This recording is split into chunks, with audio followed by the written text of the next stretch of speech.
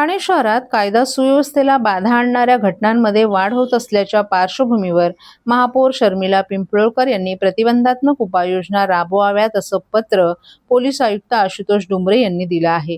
नागरिकांच्या सुरक्षेसाठी तातडीनं ठोस पावलं उचलावीत असंही त्यांनी या पत्रात नमूद केले।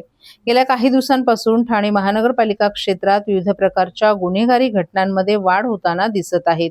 विशेषतः शहरातील वर्दळीच्या भागांमध्ये आणि भरदिवसा घडणाऱ्या घटनांमुळे नागरिकांमध्ये भीतीचं वातावरण निर्माण झाले। ठाणे हे राज्यातील वेगानं विकसित होणाऱ्या शहरांपैकी एक शहर असून दररोज लाखो नागरिक, विद्यार्थी, महिला आणि ज्येष्ठ नागरिक विविध कारणांसाठी शहरात वावरतात। अशा परिस्थितीत कायदा आणि सुव्यवस्था अबाधित राखण्यासाठी तसंच गुन्हेगारी प्रवृत्तींना आळा घालण्यासाठी पोलीस प्रशासनानं सतर्क राहावं असं महापौरांनी पत्रात नमूद केले। यासाठी शहरातील संवेदनशील आणि गर्दीच्या भागांमध्ये पोलीस गस्त वाढवणं, प्रमुख चौका, बाजारपेठ, रेल्वे स्थानके आणि सार्वजनिक ठिकाणी विशेष पोलीस पथके तयार करणं, गुन्हेगारी प्रवृत्तीच्या व्यक्तींवर प्रतिबंधात्मक कारवाई करणं, सीसीटीव्ही यंत्रणांचे प्रभावी निरीक्षण आणि नियंत्रण वाढवणं, सलोखा टिकवून ठेवण्यासाठी जनजागृती मोहीम यांसारख्या उपाययोजना राबवाव्यात। तसंच स्थानिक पोलीस ठाण्यांमार्फत परिसरनिहाय बैठका घेऊन नागरिक आणि पोलीस यांच्यातील समन्वय वाढवण्यावरही भर देण्यात यावा। नागरिकांच्या मनातील सुरक्षिततेची भावना दृढ करण्यासाठी पोलीस प्रशासनानं आवश्यक ती तातडीची कार्यवाही करावी असंही महापौर शर्मिला पिंपळकर यांनी पोलीस आयुक्तांना दिलेल्या पत्रात नमूद केले। ठाणे शहरातील वाढती गुन्हेगारी लक्षात घेता पोलीस आयुक्त आशुतोष डुंबरे यांना मी पत्र दिलं होतं आणि या पत्राद्वारे मी अनेक मागण्या पण केल्या होत्या। जसं की ठाणे शहरातील संवेदनशील भाग आहेत, जसे की शाळा आहेत, आपल्या बाजारपेठा आहेत, रेल्वे स्टेशन आहेत, या भागांमध्ये अनेक प्रकारची गुन्हेगारी वाढताना दिसत आहे। तरी आपण पोलीस प्रशासनाला विनंती केलेली आहे पत्राद्वारे की त्यांनी जास्तीत जास्त पोलिसांची पथके तैनात करण्यात यावी, नागरिकांच्या सुरक्षेला सर्वोच्च प्राधान्य देत तातडीची कारवाई करावी।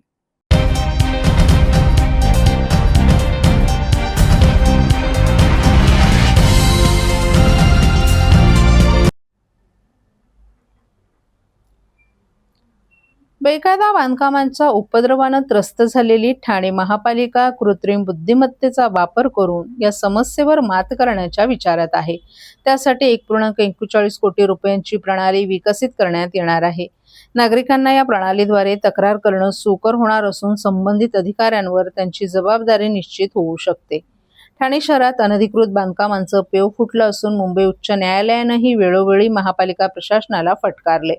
विशेष म्हणजे न्यायालयाच्या आदेशानंतरही शहरात अनधिकृत बांधकामं सुरू असल्याचं निदर्शनास आलं आहे। अखेर या बांधकामांवर कृत्रिम बुद्धिमत्तेच्या माध्यमातून नजर ठेवण्याचा निर्णय ठाणे महापालिकेनं घेतलाय। याबाबतचा 1.39 कोटी रुपयांचा प्रस्ताव 18 जून रोजी होणाऱ्या महापालिकेच्या सर्वसाधारण सभेत मंजुरीसाठी ठेवण्यात येणार आहे। प्रस्तावाला मंजुरी मिळाल्यास अनधिकृत बांधकामांबाबत नागरिकांच्या तक्रारी, त्यावरील कारवाई आणि संबंधित अधिकाऱ्यांची जबाबदारी यावर डिजिटल पद्धतीनं नियंत्रण ठेवणं शक्य होणार आहे। या प्रणालीद्वारे नागरिकांना मोबाईल ॲप, व्हॉट्सअप चॅटबॉट किंवा ऑनलाईन माध्यमातून अनधिकृत बांधकामांची तक्रार नोंदवता येणार आहे। तक्रार दाखल होताच संबंधित ठिकाणाचं लोकेशन आणि तपशील क्षेत्रीय अधिकाऱ्याकडे आपोआपच पोहोचेल। त्यानंतर नोटीस बजावणं, कारवाईची नोंद करणं आणि अहवाल सादर करणं ही संपूर्ण प्रक्रिया डिजिटल स्वरूपात पार पडेल। विशेष म्हणजे एखादी तक्रार कोणत्या अधिकाऱ्याकडे प्रलंबित आहे, त्यावर किती दिवसांपासून कार्यवाही झाली नाही याची माहिती वरिष्ठ अधिकाऱ्यांना रिअल टाइममध्ये उपलब्ध होईल। त्यामुळे जबाबदारी निश्चित करणं आणि कारवाईला गती देणं प्रशासनासाठी अधिक सोपं होणार असल्याचा दावा करण्यात येत आहे।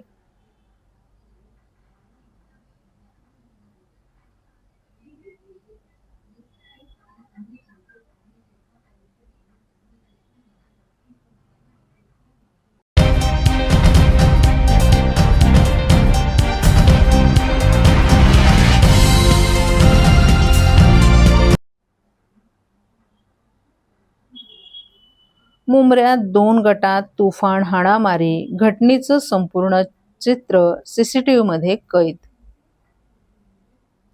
ठाणे जिल्ह्यातील मुंब्रा येथील शादी महल गल्लीमध्ये 2 गटांमध्ये जोरदार हाणामारी झाल्याची घटना घडली आहे। घटनेचा सीसीटीव्ही फुटेज समोर आला आहे. मिळालेल्या माहितीनुसार शादी महल गल्लीमध्ये काही मुलं खेळत असताना तिथे काही लोक आले आणि त्यांच्यात किरकोळ कारणावरून वाद निर्माण झाला आणि पाहताना ही घटना प्रचंड हाणामारीच्या रूपांतर झाली. हाणामारीच्या घटनेबाबत मुंब्रा पोलिसांमध्ये तक्रार झाली नसून पुढील तपास मुंब्रा पोलिसांच्या माध्यमातून केला जातोय. ठाण्यात हल्लीच्या दिवसांमध्ये हाणामारीच्या घटनांमध्ये वाढ होताना दिसून येत आहे. मुंब्र्यात झालेल्या या किरकोळ वादावरून प्रचंड हाणामारीमुळे पुन्हा एकदा कायदा सुव्यवस्थेचा प्रश्न निर्माण झालाय.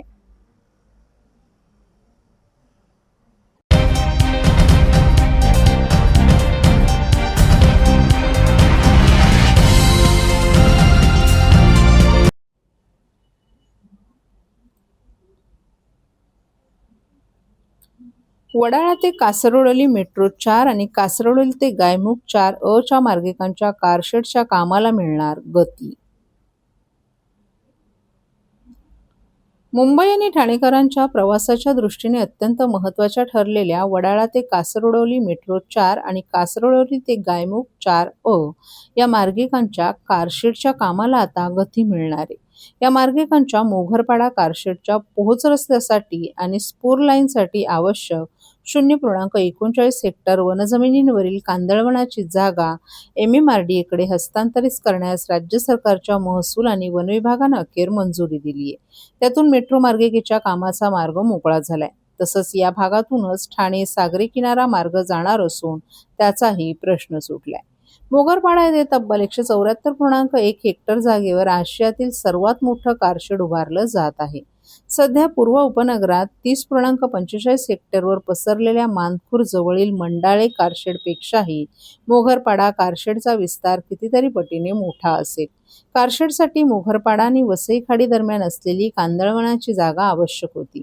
ही जागा MMRDA कडे हस्तांतरित होणार आहे. ही मंजुरी देताना पर्यावरण मंत्रालयानं ऑक्टोबर 2024 आणि फेब्रुवारी 2025 मध्ये घातलेल्या अटींचं काटेकोर पालन MMRDA ला करण्याचे निर्देश दिले होते. त्यानंतर आता राज्य सरकारच्या महसूल आणि पर्यावरण विभागाने ही अधिसूचित नसलेली जागा MMRDA कडे वळती करण्यास मंजुरी दिली आहे.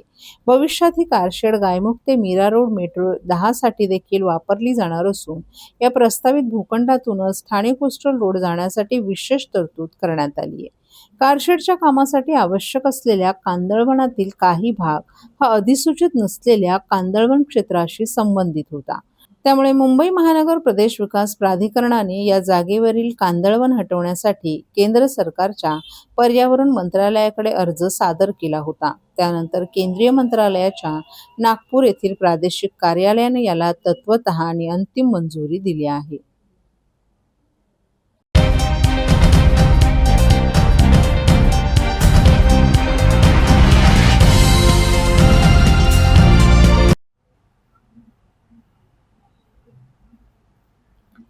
घोडबंदर रोडचं नामांतर यमलोक मार्ग करा, मनोज प्रधान यांचा उपरोधिक टोला. नियमितपणे वाहतूक कोंडीत अडकलेल्या घोडबंदर रोडवरील विविध अपघातांमध्ये गेल्या 16 महिन्यात 27 जणांचा मृत्यू झालाय. त्यामुळे या मृत्यूमार्गाला वीर चिमाजी अप्पा यांचं नाव देऊन त्यांचा अवमान का करता असा संतप्त सवाल करून या रस्त्याचं नामांतर यमलोक मार्ग असं करावं असा उपरोधिक टोला राष्ट्रवादी काँग्रेस शरद पवार पक्षाचे जिल्हाध्यक्ष मनोज प्रधान यांनी लगावलाय. उपमहापौर कृष्णा पाटील यांनी घोडबंदर रोडला वीर चिमाजी अप्पा यांचं नाव देण्याची मागणी केली आहे. मृत्यूचा सापळा बनलेल्या या रस्त्याला नाव मराठा सैन्याच्या महान सेनापतीचं देणं हा त्यांचा अवमान असल्याची टीका मनोज प्रधान यांनी केली आहे. वीर चिमाजी अप्पा हे मराठा साम्राज्याचे एक महान सेनापती आणि थोरले बाजीराव पेशवे यांचे धाकटे बंधू होते. पोर्तुगीजांच्या जुलमी सत्तेतून ठाणे आणि वसईचा किल्ला मुक्त करून त्यांनी मराठा साम्राज्याचा विस्तार करण्यात अत्यंत महत्त्वाची भूमिका बजावली होती. विशेष म्हणजे ठाण्यातील घोडबंदर गावाजवळ ककाबे दी तन्ना नावाचा किल्ला पोर्तुगीजांनी बांधला होता. या ठिकाणी पोर्तुगीज हे अरब लोकांसोबत घोड्यांचा व्यापार करत असत. त्यामुळे या जागेला घोडबंदर हे नाव पडलं. चिमाजी अप्पांच्या नेतृत्वाखालील मराठा सैन्याने या किल्ल्याला वेढा घालून 1737 मध्ये पोर्तुगीजांकडून हा प्रदेश ताब्यात घेतला. एकूणच पाहता या परिसराला वीर चिमाजी अप्पा यांच्या शौर्याचा इतिहास आहे. पोर्तुगीजांच्या जुमलातून मराठी माणसांची मुक्तता करण्यासाठी चिमाजी अप्पा यांनी लढा दिला होता. मात्र आता सत्तेवर असलेल्यांनी पोर्तुगीज आणि ब्रिटिशांप्रमाणेच घोडबंदर वासियांवर विविध माध्यमातून अन्याय करण्यास सुरुवात केली आहे. नवीन ठाणे म्हणून उदयास येत असलेल्या घोडबंदर रोडवरील मेट्रोचं काम, सर्व्हिस रोडवरचे उभारलेले मेट्रोचे पिलर आणि स्टेशन्स, बोगदा, खोदलेले रस्ते आणि अवजड वाहनांच्या वर्दळ, अरुंद रस्ते, रस्त्यांवरील खड्डे आणि सतत होणाऱ्या अपघातांमुळे रोजच वाहतुकीची कोंडी होते. कापूरबावडी, माजिवडा, गायमुख आणि मानपाडा येथे कोंडीची मोठी समस्या होत आहे. त्यातून ठाणेकरांचे हालच होतात. वीर चिमाजी अप्पा हयात असते तर त्यांना आपल्या जनतेचे हे हाल पाहावले नसत्याचंही त्यांनी मनोज प्रधान यांनी सांगितलं. त्यांनी पुन्हा एकदा ठाणेकरांचे हाल करणाऱ्यांवर आपली तलवार उगारली असती. त्यामुळे अशा रस्त्याला चिमाजी अप्पांचं नाव देऊन त्यांचा अवमान करण्याचा काय अधिकार आहे, असा संतप्त सवालही मनोज प्रधान यांनी केलाय. या मार्गावर वारंवार होणारे अपघात, त्यात मृत्यू पडणारे ठाणेकर आणि जायबंदी होणारी माणसं पाहता या रस्त्याचं खरं नाव यमलोक मार्ग असंच करायला हवं. त्यातून विकासाच्या नावाखाली शहराला सूज आणणाऱ्या प्रवृत्तीला अक्कल येईल, असा टोलाही प्रधान यांनी लगावलाय.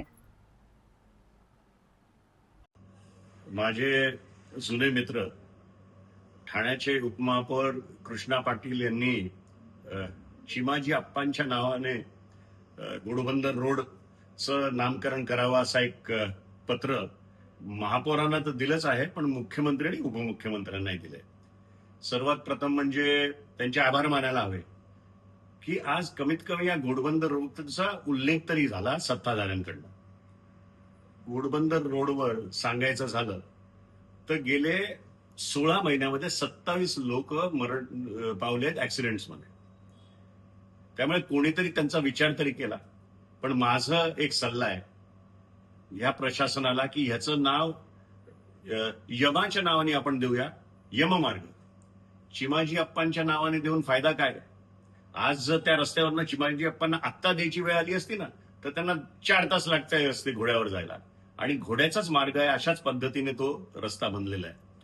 तुम्हाला जर खऱ्या अर्थाने सांगायचं तर ते जगात जिथे झालेलं नसेल ते या ठाणे शहरात घोडबंदर रोडवर झालंय. ते म्हणजे हायवे आणि सर्व्हिस रोडचं अमलगमेशन. असं जगात कुठे झालं नसेल की शहराच्या मध्यभागी हे अशा प्रकारचा हायवे विदाऊट सर्व्हिस रोड बनलाय. आणि त्याच्यामुळे हा मार्ग खऱ्या अर्थाने एक यम तिथे नांदत असतो अशी माझी भावना आहे. आणि ह्याचं नाव आता चिमाजी अप्पांसारख्या एका थोर म्हणजे बाजीराव पेशव्यांचा धाकटा भाऊ, त्याच्या शौर्याच्या गाथा आपण सगळ्यांना ऐकलेल्या आहेत. त्यामुळे त्यांच्या नावाने काहीतरी आणखीन एक वास्तूचं आपण नाव त्यांच्या नावाने देऊया. पण ह्या घोडबंदर रोडला इथे घोड्यांचा बाजार व्हायचा म्हणून तो घोडबंदर रोड, अरब इथे यायचे घोडे घ्यायला म्हणून तो घोडबंदर रोड, आता हा यमाचा येणार जाणाराचा मार्ग आहे. जो रोज घरातनं निघतो तो रात्री घरी पोचेल की नाही हा संभ्रमच असतो, खऱ्या अर्थाने पोचेल की नाही.